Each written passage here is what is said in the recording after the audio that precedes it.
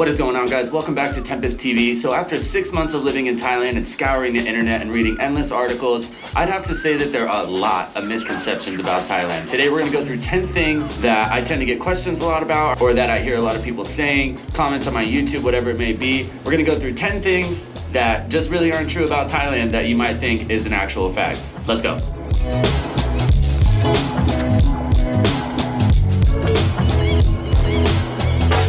Make sure you stick it out through the video because a lot of these might surprise you, especially the last couple. They were things that I thought were a thing as soon as I got here, but after being here for a while, they're just not true. So number one, you can't eat the ice in Thailand. So if you're traveling overseas, obviously it's never really a good idea to drink tap water no matter where you are. I wouldn't really recommend it, period, no matter whether it's in your home country or not. But the ice here, restaurants, Starbucks, all these places, they have ice vendors in Thailand. A lot of places don't have their own ice machines, so you go to most restaurants, they either buy their ice from a vendor or they probably just get it up the street from 7-Eleven, and this is all filtered water. So getting ice in your beer, which is really common in Thailand, is totally fine. It's not gonna make you sick. Number two is that all Thais are poor. So yes, it's true that Thailand is still a developing country, but there is a lot of money here. The poverty level is a little bit higher than a lot of Western countries, but there's tons of money here. Lots of Thais are very successful business owners, and especially if you're driving around like Bangkok, places like that, you see Ferraris and Bentleys and stuff everywhere. So generally, no, not all Thais are poor.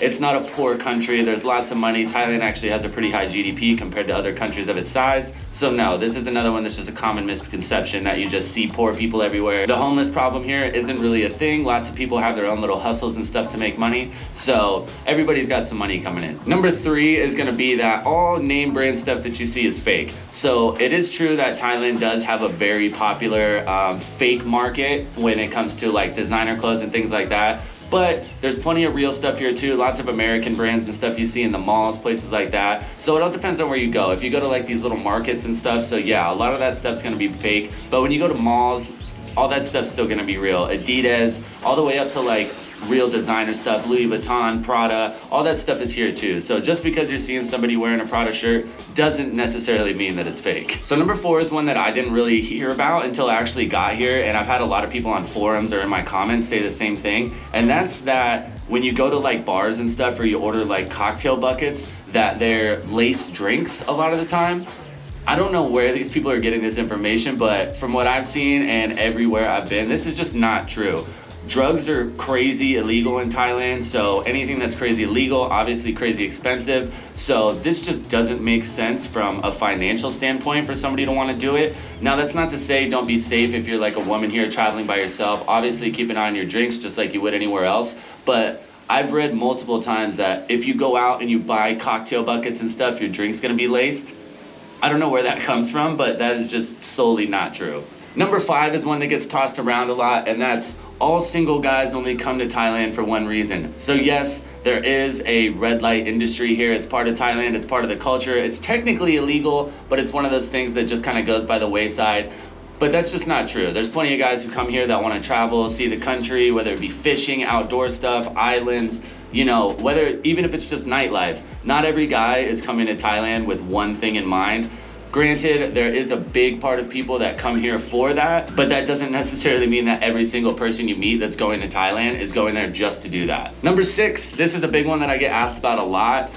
All Thai food is spicy. That is so not true. So generally, yes, Thai food is gonna have a lot more chilies and stuff like that. So a lot of the dishes are spicy, especially compared to their like Western counterparts or Western style food. But there's plenty of dishes that aren't spicy at all. So if you can't handle spicy food, that's not a big deal. Learn how to say spicy or not spicy in Thai before you come. But there's plenty of Thai food that you can eat that's not spicy at all. So if we haven't covered it in this video, what are some misconceptions that you might hear about Thailand? Things that you might think are not true or whatever. It's been things that you want to know. Feel free to drop them down in the comments below. Let me know what things that you thought were supposed to be true and then you got here and you found out you're like, wow, that's just not a thing. Let me know, give me a shout out in the comments and we'll talk about it. Number six is another one that kind of goes in and out. This is kind of true, but kind of not at the same time. And that's you can bargain for everything. Not everything has a set price in Thailand. So certain places, yes, you're gonna be able to barter. A lot of the times it's gonna be like clothes, things like that. But when you go to like big box stores, the grocery store, places like that, obviously you can't haggle those prices.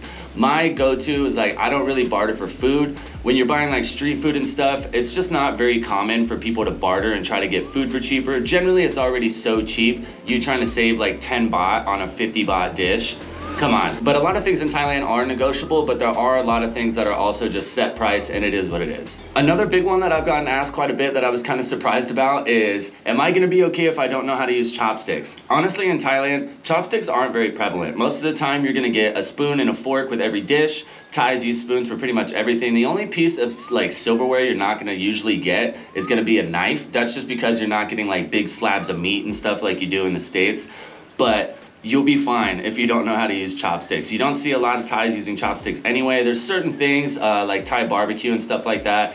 They're gonna have chopsticks, but that's more to like actually use the barbecue, but you can still be fine if you don't know how to use chopsticks. Hopefully you know how to use a fork and a spoon though. Number 9, we're cruising right through it today. So this one is one that I do get a lot too, is that Thailand is so cheap. You can come here with $200 and you'll be fine. You can live for a month on $200. So Thailand obviously is much cheaper than other places in the West and even other Asian countries. Japan, Korea, places like that are generally a lot more expensive. But Thailand isn't so cheap that you can just come here with no money. You're still gonna have to have a reasonable budget. I've just recently put out a video talking about how much prices have changed in the past 6 months.